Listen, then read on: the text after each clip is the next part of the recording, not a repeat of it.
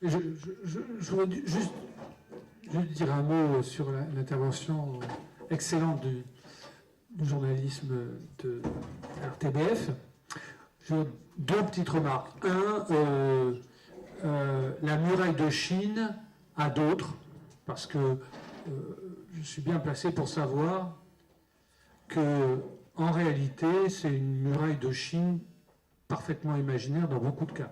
Alors moi, j'ai fait suffisamment d'enquêtes dans les journaux pour vous expliquer, je citerai un parmi d'autres, quand Franz-Olivier Gisbert dirigeait la rédaction du Figaro, on lui a dit, il l'a raconté, enfin il me l'a raconté, jusqu'à la page 65, jusqu'à telle page c'est la rédaction, à partir de telle page c'est la publicité. Et pourtant, tout le reste du journal, c'était ce qu'on appelait la fin du journal, était totalement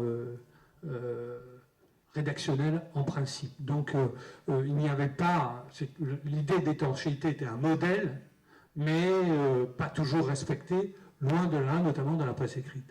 La deuxième réflexion que m'a fait le petit détour par l'Amérique, c'est qu'on peut aussi faire le détour par l'Amérique, mais pour parler d'autres médias que le New York Times, de parler de médias comme le... Je ne pense pas que le Huffington Post ait conclu l'audience, et conquis l'audience qu'il a eue, si vous voulez, en faisant du divertissement.